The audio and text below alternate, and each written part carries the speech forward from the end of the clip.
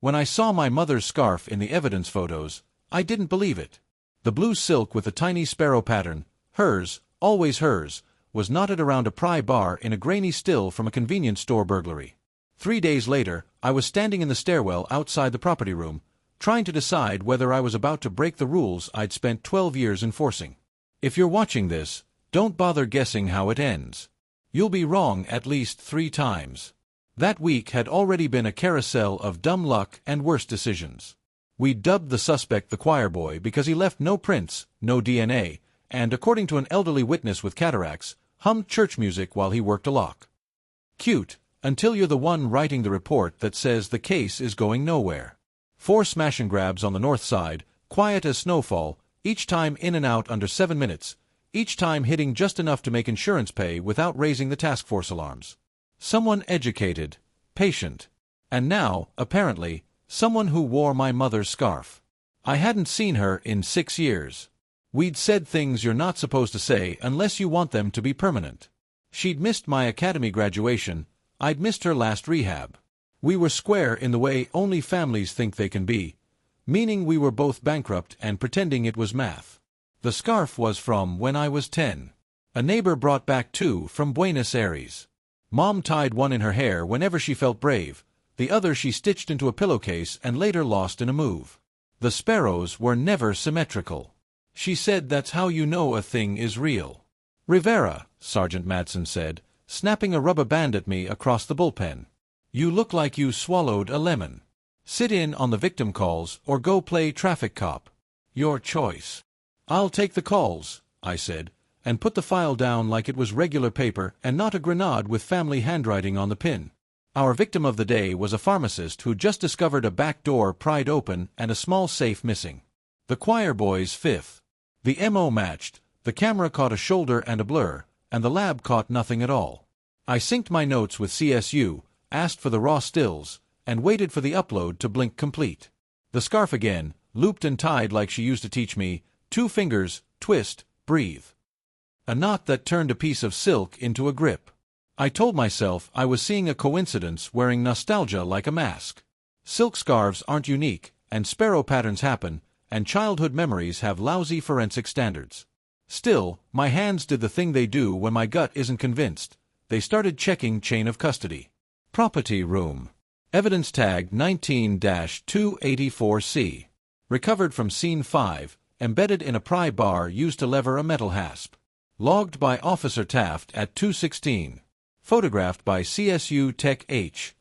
Cole at 3:02. Stored in bin C12. No requests for release. No pending tests. The rules say you don't open evidence unless you've got paperwork or a court order. The reality is there's a gray zone when you're the case officer and your name is on every line below, responsible.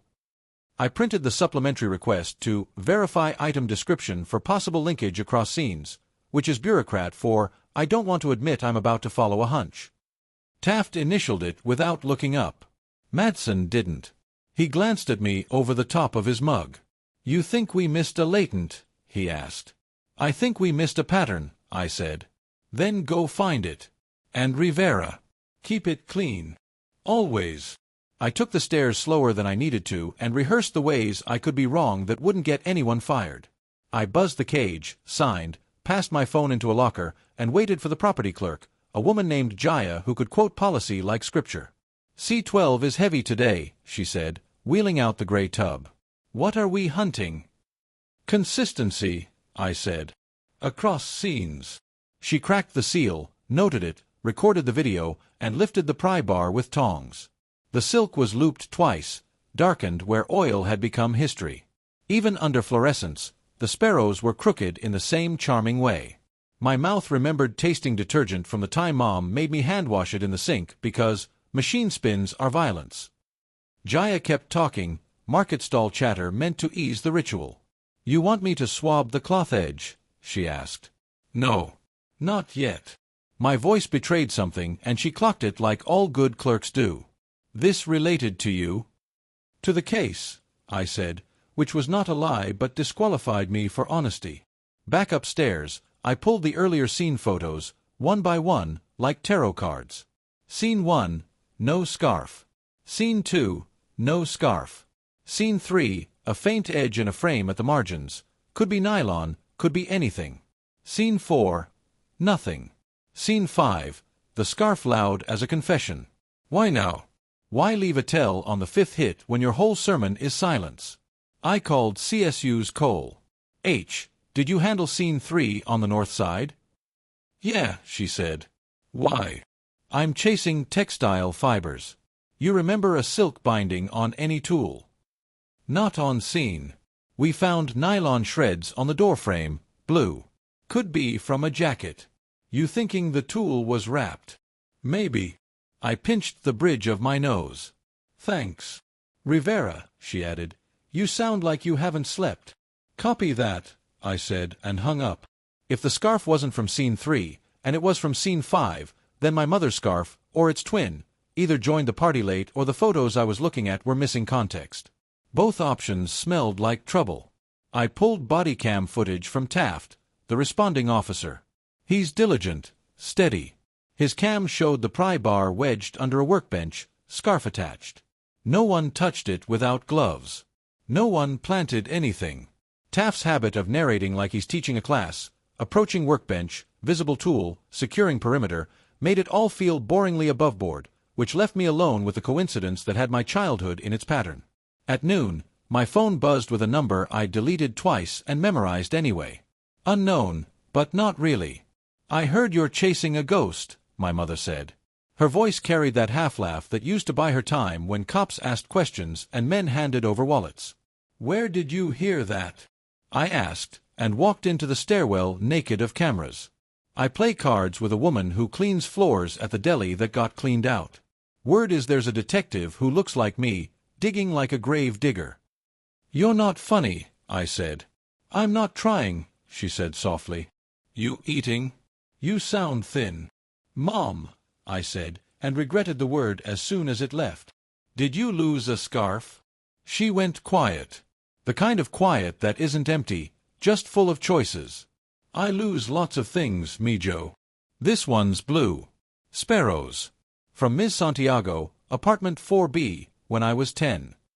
You remember every bad gift, she said, but her voice had tilted. Why?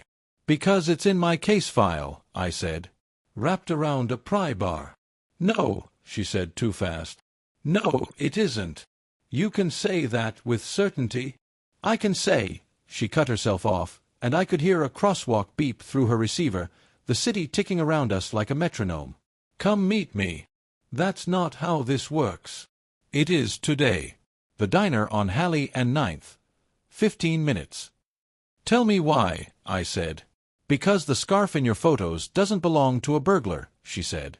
It belongs to someone who wanted you to find it. She pushed the scarf across the table like it was contraband. The cut edge was too straight to be an accident. I ran a thumb along the fray, felt the memory of dish soap and cheap perfume, the old life that clung to fabric the way certain regrets stick to bone. When did you cut it? I asked. Last month, she said. After the second break-in hit the news. I thought about you. Thought about leverage. She met my eyes without blinking. I gave the piece to someone who promised he'd send it back when he was done. Done doing what? Returning something he took that wasn't his to begin with.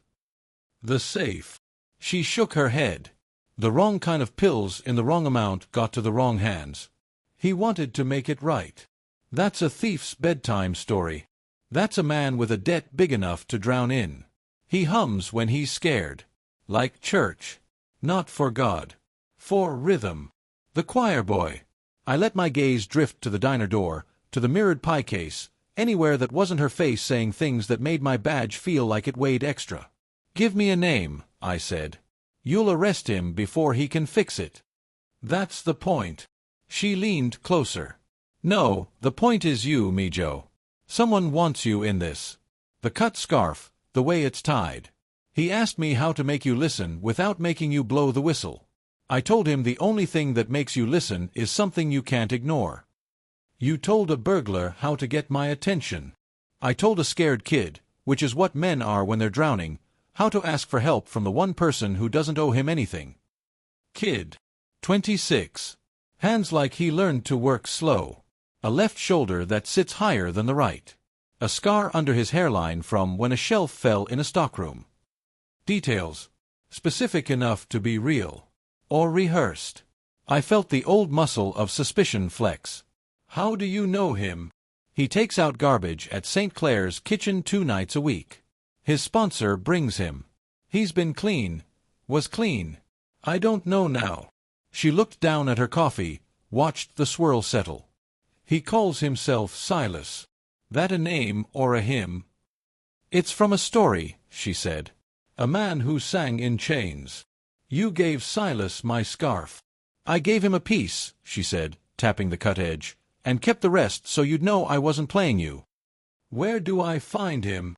She breathed like it hurt. There's a shop on Lockridge that buys, let's call them unfussy goods. The owner keeps a back room for friends. Silas said he was going to leave something there for you. Noon. Today. You called me at noon. I thought you'd need coffee first. I put the scarf in an evidence envelope for my satchel without announcing the chain of custody violation I'd just committed emotionally. If this is a setup. It is, she said. But not the kind you mean. On the way out, I texted CSU Cole. Need a textile match test on a cut silk if I bring in a comparator. She sent back 3 dots and then, if you're asking me to cut evidence, no. If you have a separate piece, yes. Back at the precinct, Madsen crooked a finger. Lunch turn into a field trip. Lead on the fence, I said. Lockridge. Might be movement on the choirboy case. Take Dom, he said. And keep it clean for real this time. Dom is 29 and still believes every case can be solved if you hit the right database with the right coffee. He slid into the passenger's seat with a grin. We got a ping. We got a rumor, I said. Eyes open, mouth shut. Copy. He buckled in like we were flying combat. Lockridge had been 2 things across 30 years, pawnshops and churches. When the economy dipped, the signage shifted but the business didn't. The shop in question wore a name like a shrug, Lockridge Resale, and a window full of electronics old enough to haunt you. I parked a building down. Dom clocked the angles like I've taught him. Door, back alley, the bus stop glass that could double as a mirror, the ceiling camera pointing everywhere and nowhere. You want me to go in? He asked. No, I said. We wait. If something's there for me, it'll find me. At 12:14 a.m., hunched man in a brown jacket limped to the alley and tapped on the roll-up like a polite raccoon. The door opened 6 inches. A hand took a small cardboard bakery box, the kind that holds cupcakes or secrets, and the door shut. Dom looked at me. I looked at the clock. At 12:19, my phone buzzed with a text from a number that didn't exist 5 minutes ago. Under the blue hymnal at the end of pew 3. You have 10 minutes before the wrong kind of attention notices the wrong kind of curiosity. Church, I said. 2 blocks west. St. Ambrose. Dom frowned. This is a lot of cardio for a rumor. We walked, not ran, because you only run if you want everyone to know you're late. St. Ambrose was unlocked like all the churches on streets where luck is a currency. Pew 3, end seat, blue hymnal. I lifted it with a hand that remembered folding programs at funerals.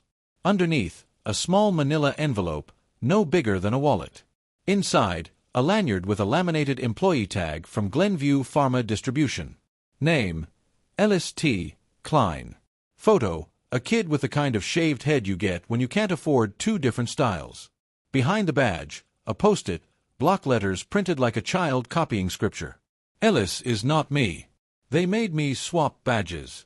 Watch the doc cams 312 to 321. Hum quiet so I don't hear them. Dom mouthed the words and looked at me. Humming. I flipped the badge over. The lamination had a seam I could feel with a fingernail. The photo's edge didn't line up perfectly. A swap.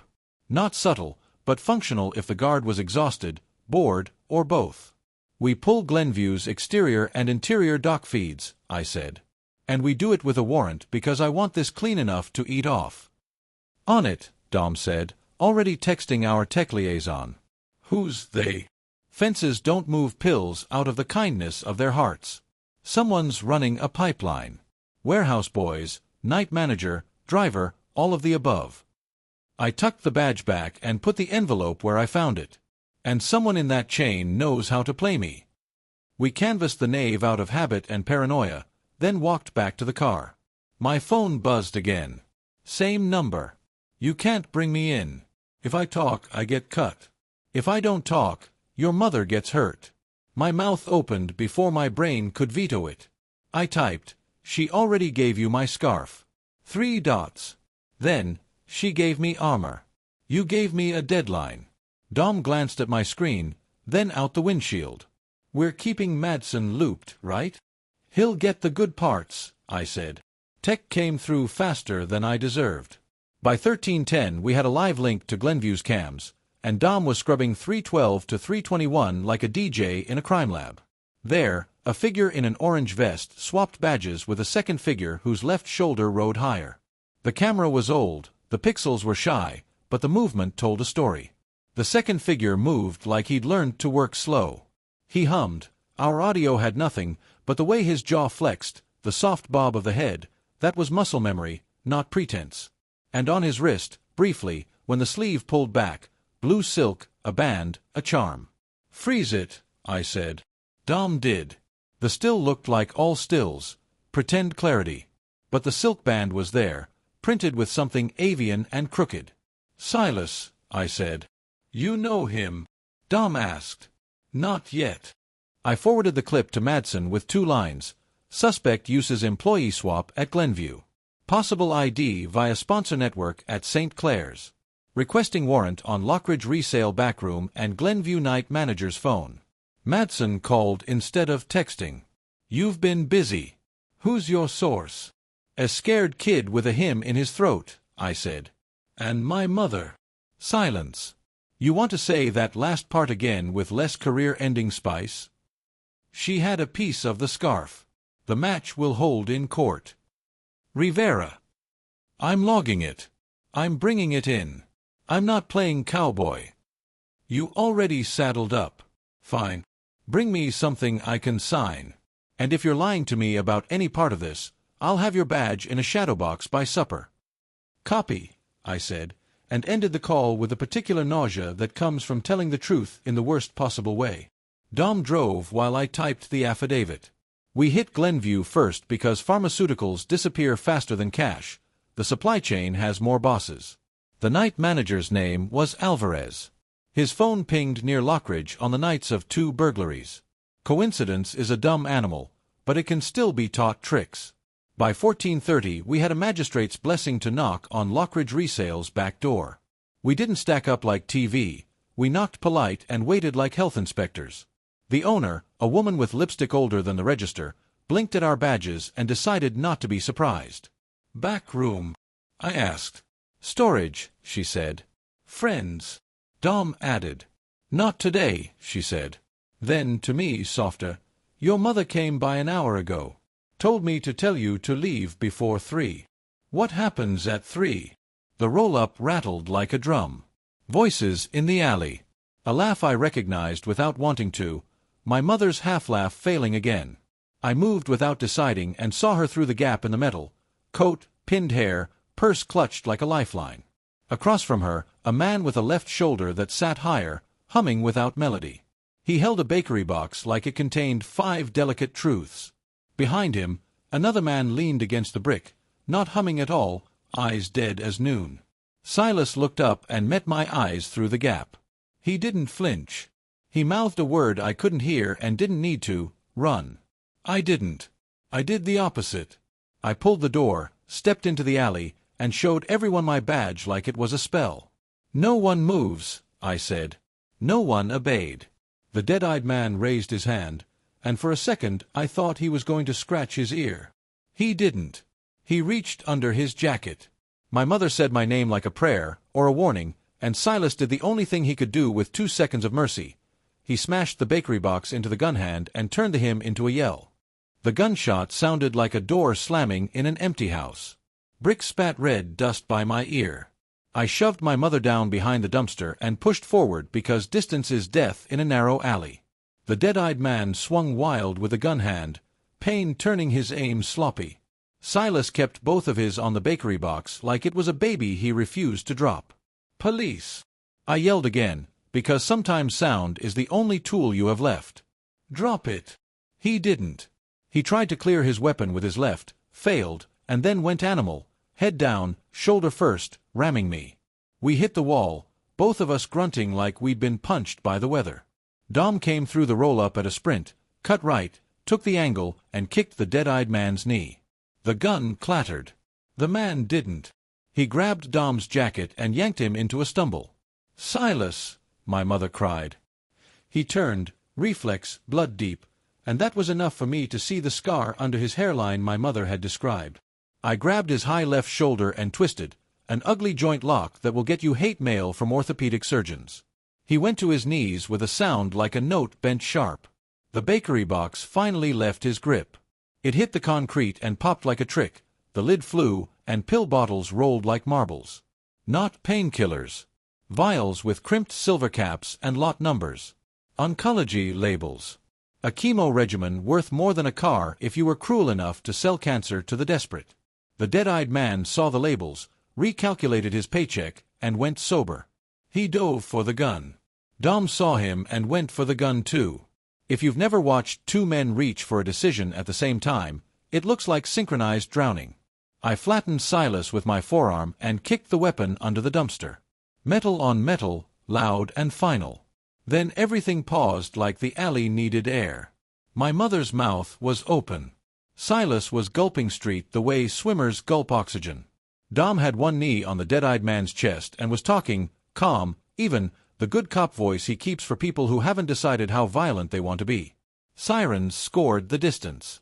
Someone had pressed the universal panic button. Merchant, passerby, God. The owner of Lockridge Resale peered through the half-raised roll-up and decided against a cameo. "Hands," I said to everyone because I needed a rule we could all obey. The dead-eyed man showed me two empty palms like he was auditioning for innocence. Dom cuffed him. The vials pooled at my knees. I could read a lot number and a patient's name scrawled in Sharpie on one, R. Vaughn, because medicine has a habit of being both impersonal and intimate at the same time. "Don't let them take them," Silas said into the concrete, voice raw. "They go back.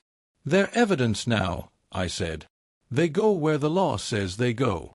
"The law's late," he said. Paramedics arrived with the first patrol car because sirens share a shadow. They checked the dead-eyed man's knee, my mother's pulse, Silas's shoulder. None of us were the worst thing they'd seen that day. Madsen slid out of his unmarked like a man who'd driven the last 2 blocks on anger and caffeine.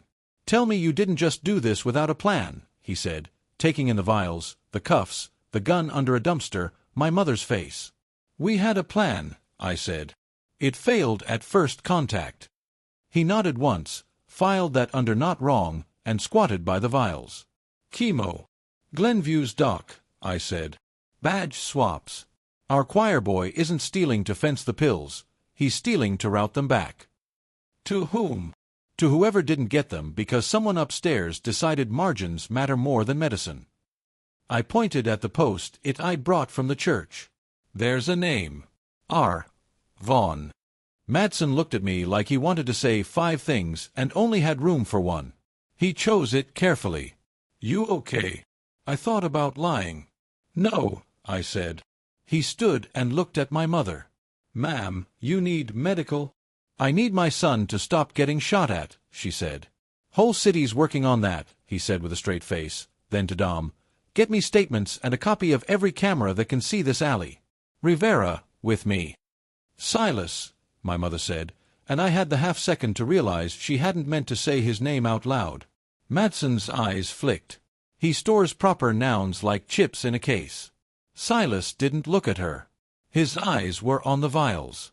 He had that look addicts get when they're clean but still haunted, wanting something so badly they'll burn down a city to not want it anymore. "You have a sponsor?" I asked him. He nodded. "You call him when we're done. You don't run. If you run, I'll be the last honest thing that happens to you today." He swallowed. "They'll cut me." "Who?" He looked at the dead-eyed man. "He's nobody. Driver. The ones who matter don't get their hands dirty." "Names." Later, he said, and it wasn't defiance. It was triage. Back at the station, Madsen and I watched the Glenview clip again. We slowed the moment the badge went across. Alvarez, the night manager, came into frame 30 seconds later with a clipboard, glanced, signed, looked again at something out of frame, and pinched the bridge of his nose like he was fighting a headache or a conscience. He walked to the door, stood in the wedge of light, and didn't see the camera catch him pass a small object to a shadow hand. They were either arrogant or practiced, which is the same thing at scale. Silas will talk when he knows his mother isn't on a slab courtesy of a message, Madsen said. His mother's dead, I said. Long. 4 years ago. He was the one who found her on the bathroom floor. Madsen looked at me. That in the file? It's in the way he hums. He didn't answer that. He called the DA and asked for a quick consult on possession of controlled substances with an extraordinary circumstance defense argument waiting in the wings. The DA said the words all DAs say when faced with a story that will soon be in a headline whether they like it or not: walk carefully. I logged the scarf. CSU took photos of the cut edge and the pattern, ran a comparison against the piece from my mother. Cole's text 30 minutes later was clinical and sickening. Pattern match within tolerances. Cut alignment suggests they were part of the same original textile. Source unknown. Chain of custody on both items now established. I stared at the words until the screen blurred. My mother's gift rebranded as evidence, our history entered into a log with a barcode. I signed the form. My signature looked like a heart monitor losing patience. Dom came in with coffee I didn't ask for. Deadeye lawyered up, he said. Name's Petrovich, out on bail for a weapons charge from 4 months ago. His phone's a graveyard of encrypted apps. Alvarez. Still at Glenview.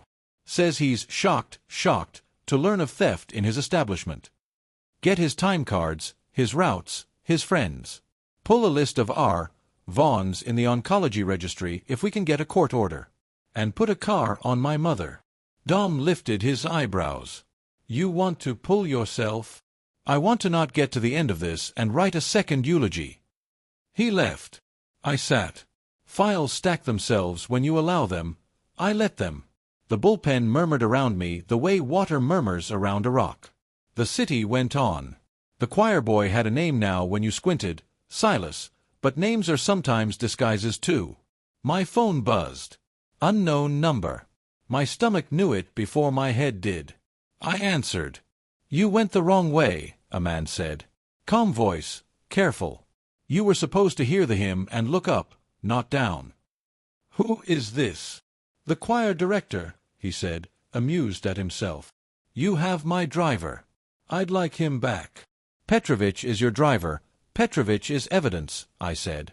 You can send a card to the jail. That will be difficult, he said. We prefer not to put our return address on federal mail. Then don't write. Detective Rivera, he said, and my name sounded like a weakness in his mouth. You are in possession of items that don't belong to you. The vials belong to the patients they were prescribed to. We'll make sure they get there. He chuckled, a dry leaf sound. Is that what you think this is? Charity. You're not Robin Hood. You're a middle manager in a theft ring. You will learn, he said, that pipelines flow because everyone drinks. Your night manager drinks. Your pharmacist drinks. Your pastor drinks when he tucks envelopes under pews. Someday you will be thirsty too. Come try to make me, I said, because some calls deserve ugly bravado.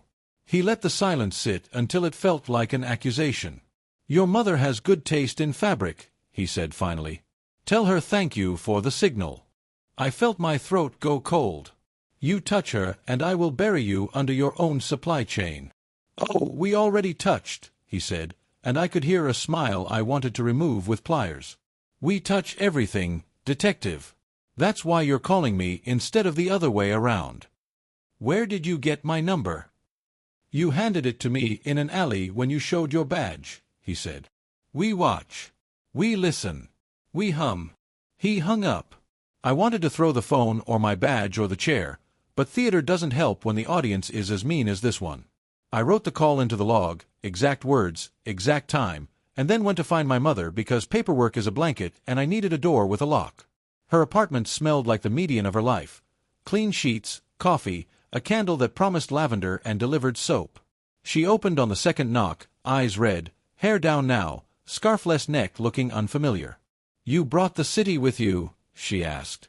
"I brought a car," I said. "And a threat." She stepped aside. "Come in. Put your badge on the table so the ghosts know where to sit." I did. She poured coffee. We sat. The cup warmed my hands and did nothing to my nerves. "He called," I said. "I know. You gave him my number?" "No," she stirred sugar she didn't need. "But if he wanted it, he could hear it in a room full of whispers." "Who is he?" "A man who thinks he's saving the world one rerouted vial at a time because he's keeping pennies on the dollar and sleeping without nightmares. He goes by choir director because he's cute like that." She grimaced. "He's the kind of clever that forgets about wise." "How did you meet him?" "Soup kitchen. Like everyone else." He noticed Silas humming and noticed me noticing. Asked if I was the humming boy's mother. I said no. He said, "Would you like to be?" I told him I already was, and that my son wore a badge and a stubborn streak. He smiled like he'd found the joke at the end of the book. "You told him about me." "I told him your name after he told me the city would forget people like R. Vaughn if someone didn't force it to remember." I rubbed my eyes until fireworks went off under the lids. "He said something else," I said. "He thanked you for the fabric." "I gave Silas the piece, not him. Your friend doesn't need to be in the same room to borrow your pockets." She flinched, a small thing that felt large. "I thought I was helping." "You were," I said, and it was true in the way hard truths sometimes are. "You can help and still light a fuse." My phone pinged. Dom Alvarez on the move. Left Glenview early. Headed south. Pings near St. Clair's. Patrol eyes en route. Want us to scoop? I typed. Hold eyes only. I'm 2 minutes out. My mother watched my thumbs. "You're bringing this to the church." "They already brought it there." She put a hand on my wrist. Her palm was warm, small. "Then bring a bigger choir." St. Clair's at dusk looked like a postcard drawn by someone who'd only heard rumors about hope. Soup line snaking out the door, kids running through legs, steam curling out of styrofoam like incense. I parked half a block away, lights off, and waited for Dom's ping. "Alvarez just went inside," Dom texted. "Car's still hot in the fire lane. South exit camera is down. Looks deliberate." I slid my badge into my pocket where I could show it or hide it, depending on how fast the night turned. My mother had insisted on riding along, perched in the back seat like a ghost with opinions. "You shouldn't be here," I told her without looking back. "I've been here longer than you have," she said. "I know which door sticks and which priest forgets confessions." I almost argued, then remembered I'd inherited my worst habits from her. "Stay in the car." "I'll stay where I'm useful." Inside, the kitchen smelled of broth and bleach. Volunteers ladled, folded, wiped. Alvarez stood near the pantry door, clipboard in hand like he owned the calendar. But his eyes weren't on the food or the people. They were fixed on the back wall, where a small choir was rehearsing for Sunday Mass.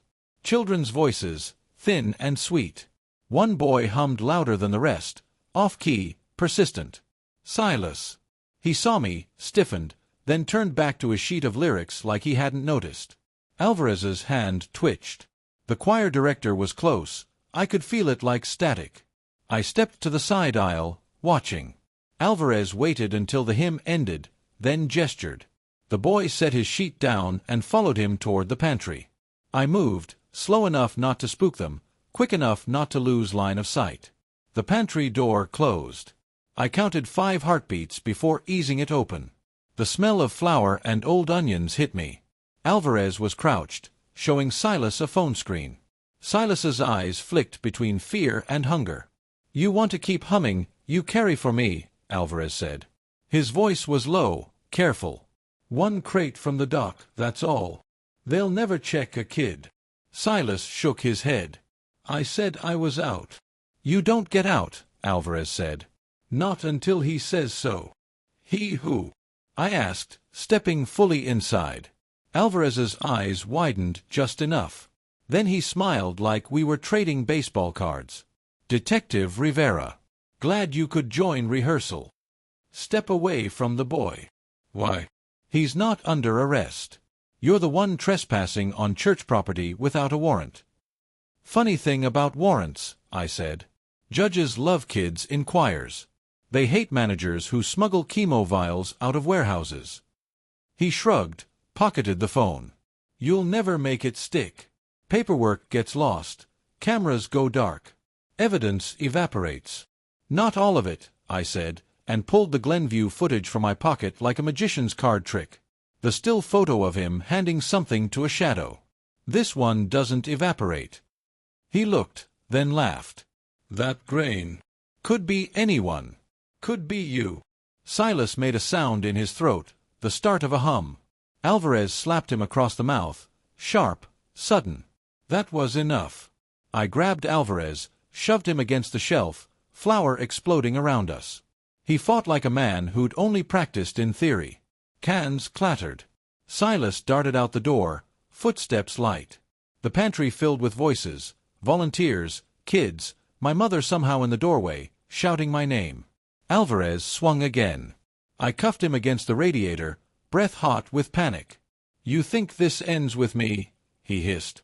"You haven't even met the choir yet." Patrol pulled him out in under 5 minutes, protesting like a martyr. My mother guided Silas back inside, her hand at his back. He was shaking, lips bleeding, but alive. "Why'd you come back?" I asked him. He stared at the hymn sheet still on the floor. "Because if I didn't, someone else would have carried the crate. Someone smaller. Someone who can't fight. Someone like you used to be," I said. He didn't answer. We drove him to the station, kept him in a quiet room with Coco instead of cuffs. Dom handled the statement. I watched from the other side of the glass, trying to decide if the kid was a witness, a suspect, or a mirror. Silas told the story in bursts. The choir director recruited through debt, medical, rent, addiction. He kept loyalty by promising dignity, by painting theft as redemption. Vials rerouted to patients who couldn't afford them, skimmed by handlers who could. Alvarez was one of many. The dead-eyed driver was another. Names floated, half real, half code. A choir of ghosts. When Dom stepped out, he looked wrung out. "He's not lying. At least, not about most of it." He gave us 3 drop points, 2 names, 1 date. "We can raid." "Not yet," I said. "We need the director." My phone buzzed again. Same number. "The hymn changes key tonight. Dockside, 3 a.m. Come alone or the song ends early." Dom read over my shoulder. "It's a trap." "It's a stage," I said. My mother sat in the corner, arms crossed, eyes heavy. "If you walk into that," she said, "you're walking into their choir pit. And choirs sing loudest at funerals." "I don't have a choice," I said. "You always have a choice," she said. "You just don't like any of them." The clock ticked toward midnight. Files piled. Radios crackled. The city held its breath. Somewhere, the choir director was humming in the dark, waiting for me to join his song. The docks at 3 a.m. were a different country. Steel groaning in the tide, gulls restless in the dark, sodium lights painting everything sick yellow. The place smelled of brine, oil, and secrets too heavy for daylight. I parked 2 blocks out, killed the engine, and walked the last stretch with my badge tucked under my shirt and my hand hovering near the holster. They'd picked Dock 14, a slip used mostly for medical shipments.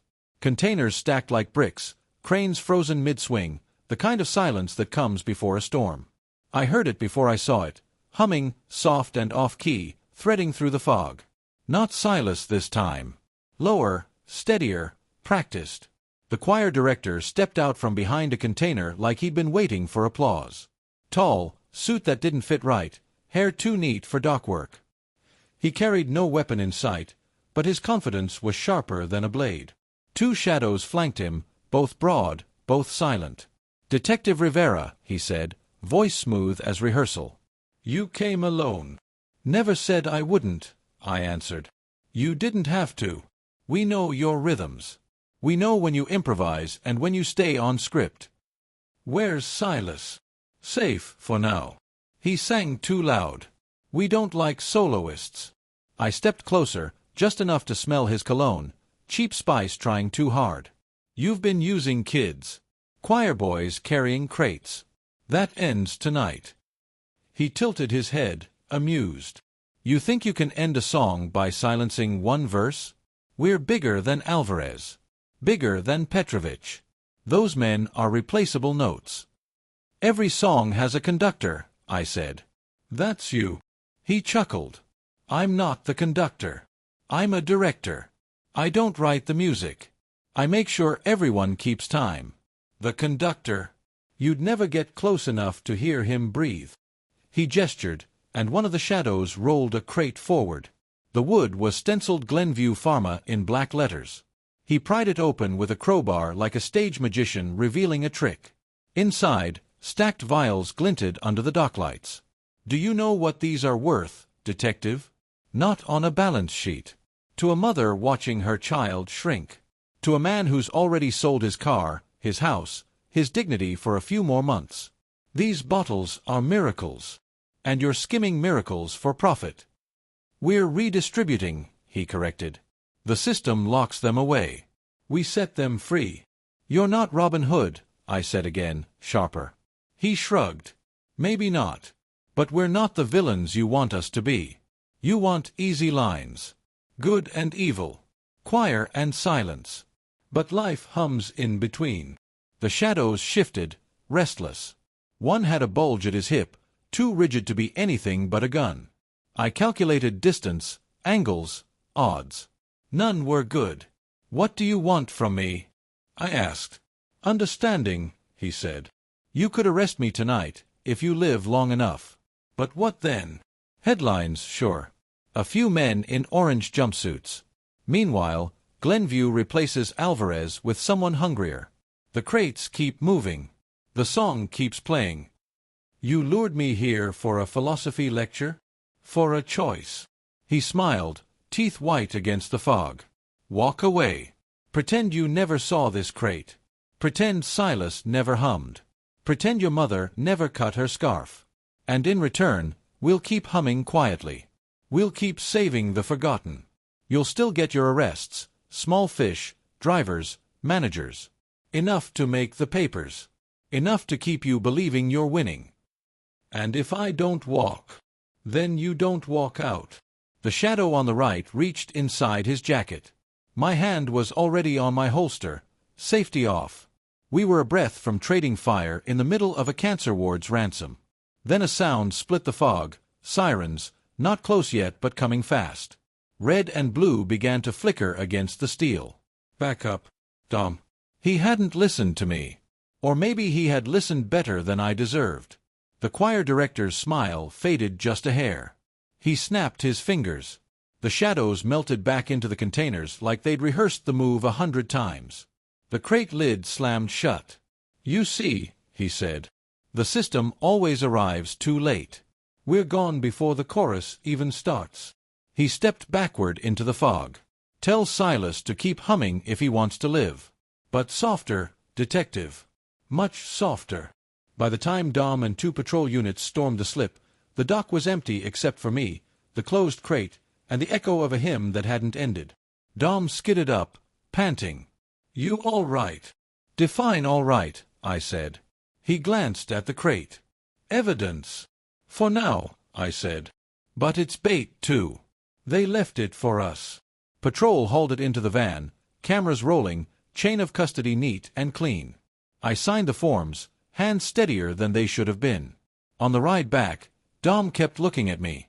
What did he say? That the song keeps playing, I said. And you believe him?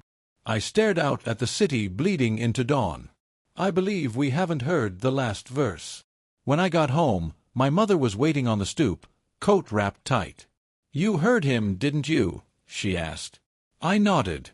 And he thinks he's saving people. She looked away, eyes shining in the weak light. Sometimes saving and stealing wear the same coat. Not in my book, I said. Then you'd better be ready to rewrite it, she whispered. I didn't answer, because in the silence between us, I could still hear the humming, low, steady, endless. And I knew the choir director was right about one thing. The song wasn't over. It was just changing key. The crate bought us a headline and nothing else. Back at the lab, Cole called me into the cold room and pointed with her pen like a conductor correcting the brass. Half legit, she said. Half counterfeit. Same lot numbers, different contents. Spectrometer says saline and B12. Someone packed this for cameras. So they knew we'd seize it, I said. They wanted a photo op. They wanted you to feel busy, she said, and snapped a picture of the labels anyway because work is a reflex. I stared at the vials until they blurred into one long apology. The choir director's words followed me out of the building and into the daylight that felt like a trick. Headlines, orange jumpsuits, the song keeps playing. Silas sat in an interview room nursing Coco like it was a contract. He watched my face when I told him about the counterfeit. That's new, he said. He's getting meaner. Or sloppier. He doesn't do sloppy, Silas said.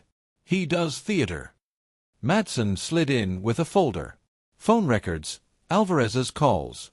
A lot of dead ends and one ugly living branch. A prepaid that pinged near St. Clair's, Glenview, and the docks within hours of every theft.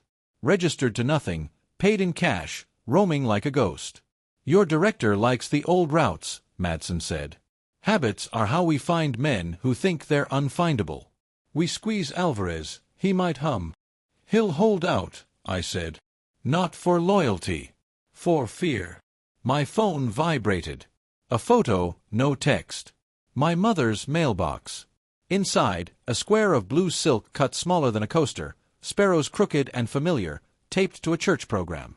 Hymn 43 circled in red. The caption at the bottom, printed by a machine that had never seen a choir, rehearsal tonight, 11. I called her. Straight to voicemail. I didn't let the panic climb. I let it sit in the back seat and buckle up. Dom and I drove to her apartment. The door showed no pry marks, no forced entry, no mess. A mug in the sink, still damp. Her coat missing. The scarf drawer open, a little hollow where the cut piece belonged. She wouldn't go without calling, Dom said. She would if she thought calling me would put me in front of a gun faster, I said, and tasted metal. I bagged the program, the silk square, the envelope. Chain of custody for terror. At St. Clair's, the nave was empty except for a janitor and the smell of bleach.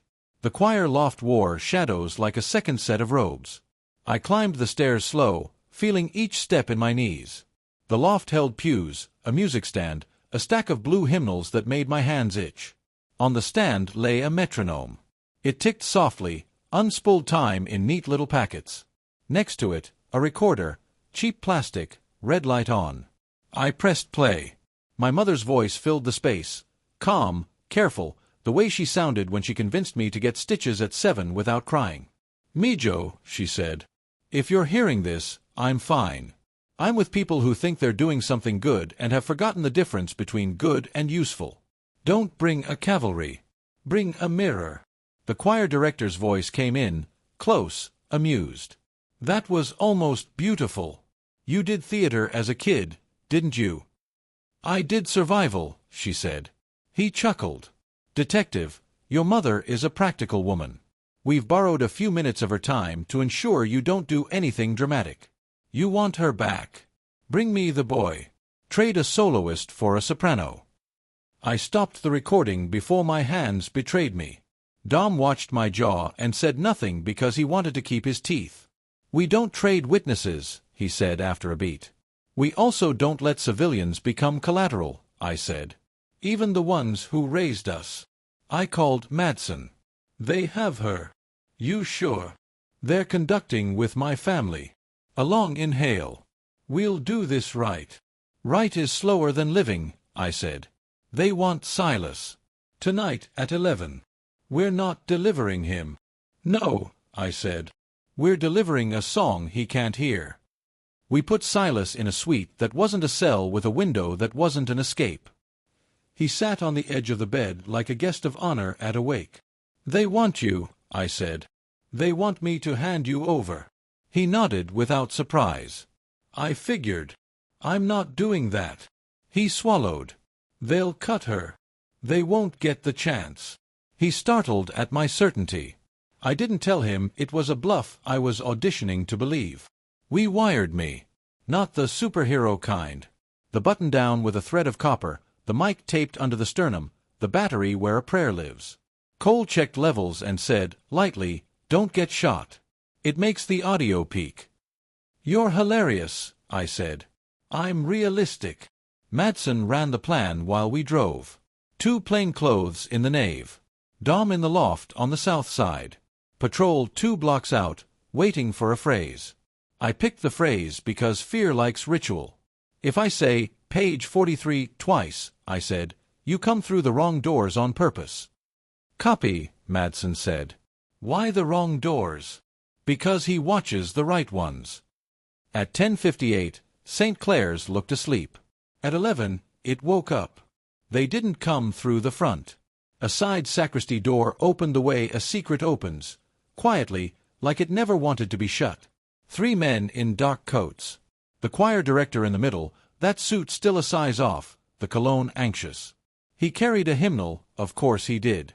The 2 shadows from the dock flanked him, hands under jackets. He didn't look surprised to see me. He looked pleased. "Detective," he said softly, "you do love a motif. Where is she?" "In the vestry. Drinking water. Making friends. She asked me if I pray. I told her I don't have time." "You'll have time where you're going." He smiled like I'd told a joke in the wrong language. "Where is the boy?" "Somewhere you'll never hum again." He tilted his head. "You're taping this." "You're confessing," I said. He sighed, disappointed at how predictable I'd been. "Your mother said to bring a mirror.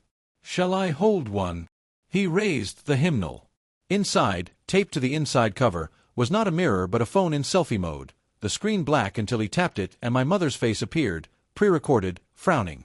"She told me to tell you," my mother's recording said, "that kindness is not consent." He closed the hymnal and tucked it under his arm. "She has a way with words." "Page 43, I said conversationally. His eyes flicked, a small betrayal. He had read the program. He loved symbols. He would always look when you said the right number. "Page 43, I repeated, and the nave doors banged open in the wrong place, the sound huge in the old stone. The shadows swung toward the noise, hands coming up. Madsen shouted, Dom moved in the loft, the world tilted. The first shot came from the left shadow, wild, high, plaster dusting the Virgin like snowfall. I dove and the mic taped over my heart tried to leap out of my chest. Dom's shot was gentler, a punctuation mark. The left shadow went down, leg taken, gun skittering like a beetle. The right shadow froze, recalculating his career. The choir director didn't run. He smiled and raised both hands like a man finishing a solo. "No guns in church, gentlemen," he said. "Bad manners." "Hands on the wall," I said to him and to the right shadow. "I see your thumb, I see the rest of the hand." The sacristy door opened a notch. My mother's voice floated out, "Mijo." "Don't move," I told her, and hated exactly how many times I'd said those words to strangers. "Move," the director said, "and the boy never sings again." "Nobody sings," Madsen said, "unless it's the Miranda." We cuffed the right shadow. The left bled noisily and yelled about his knee like the alley had returned. Dom took the loft steps 3 at a time and disappeared toward the sacristy.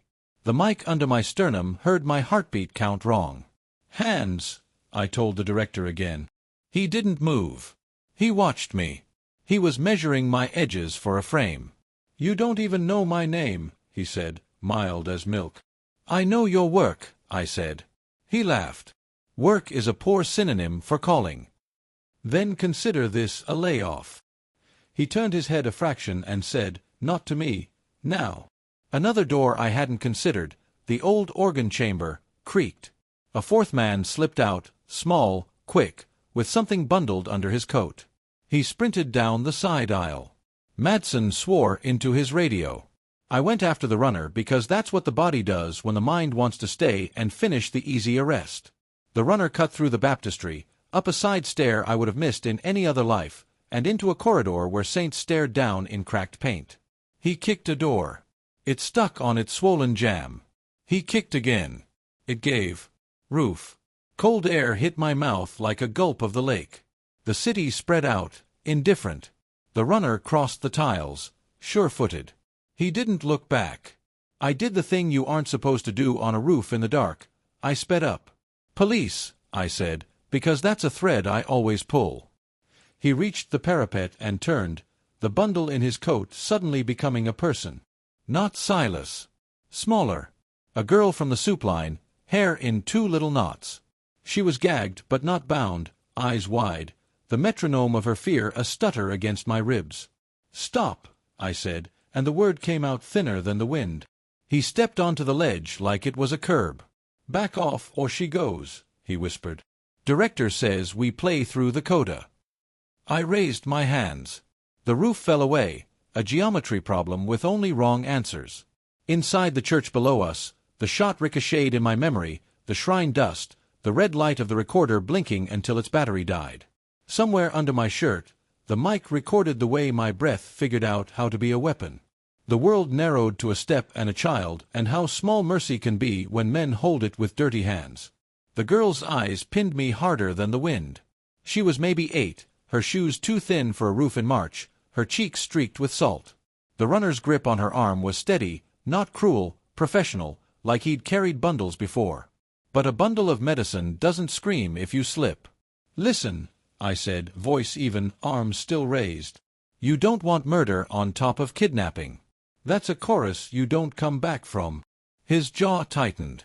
"Orders are orders." "Director's not here," I said. "It's just us. You and me. You can walk down those stairs right now, and we both get to go home with the same number of heartbeats we came with." He shook his head, but something flickered in his eyes. Not conviction. Doubt.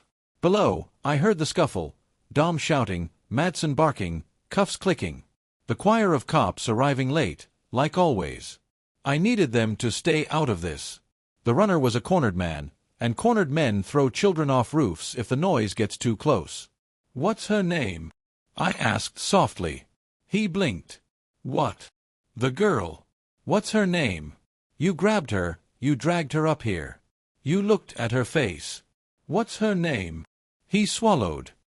His grip loosened just enough for her to make a whimper. "Maya." "Good," I said, seizing it. "She's Maya. And Maya doesn't belong in your director's choir. She belongs on the ground, with her mom.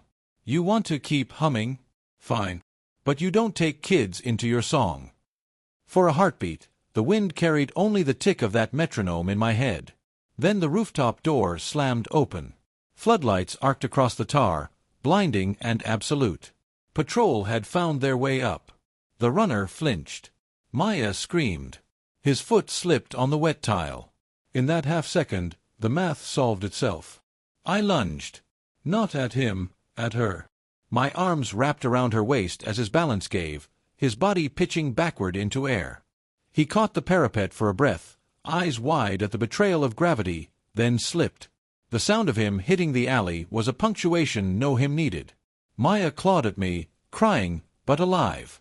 I pulled her back from the ledge, crouched, whispered nothing words while patrol swarmed. Dom appeared, chest heaving, weapon out.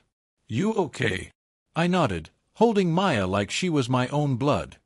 "He's not." Madsen came up behind, his face pale. "Director." "In cuffs," he said. But smiling. Like he just sold us tickets to the wrong show. We carried Maya down, past the nave where paramedics were already kneeling over the bleeding shadow, past the sacristy where my mother sat with Dom's coat around her shoulders. She stood when she saw me, eyes on the girl first, then on my face. "You didn't trade," she whispered. "Never was going to." Her hands shook when she touched Maya's hair, gentle, as if proving to herself the girl was real. The choir director watched it all from the pew where they'd sat him. Cuffed, calm, his hymnal still tucked under his arm. When I passed, he leaned just enough to murmur, "Every choir needs sacrifice." I didn't answer. The words tasted like rot in my ears. Back at the precinct, the booking was procedural theater. Fingerprints, mugshots, charges stacked high enough to scrape the rafters. Conspiracy, trafficking, kidnapping, attempted murder, elder intimidation, if the DA wanted to be creative about my mother. He hummed through it. Same tune Silas used, but steadier, like he owned the melody. Officers shifted uncomfortably. One muttered about requesting earplugs. We locked him in holding, cameras on, audio live. He sat on the cot and hummed until dawn. Silas came in later, escorted by his sponsor, eyes dark with guilt. He saw Maya with a blanket, her mother holding her, and he folded in on himself. "This wasn't supposed to happen," he said. "It did," I told him. "Now you testify." Full voice. Every note. He nodded, but I saw the fear in his shoulders. Choirs don't forgive deserters. Madsen poured coffee thick as tar and dropped into the chair across from me. "We got the director, but I don't think he's the conductor." I thought of his words on the dock, the way he'd called himself a director. "No," I said. "He's not." "Then who?" "That's the part we haven't heard yet." The morning paper ran the photo of the crate, our counterfeit prize, and the headline screamed about stolen chemo drugs and a police sting. The public ate it up. Politicians promised reform. Glenview announced audits. It looked like victory. But at night, when the station quieted and the hum of vending machines was the only song left, I remembered the director's smile. The way he'd said sacrifice like it was sheet music. My mother stayed at my place for a while, her scarf folded on the table like a truce flag. She didn't hum, but she tapped her fingers sometimes, as if keeping time with something I couldn't hear. "You ended it," she told me once. "No," I said. "I ended a verse." Because deep down, I knew the truth. Choirs replace singers. Songs find new voices. And somewhere, in a warehouse or a church or a boardroom, the real conductor was still raising his hands. The city hadn't gone silent. It had only paused, waiting for the downbeat. And me. I was still on the edge of the roof, arms out, listening, knowing the next note was coming.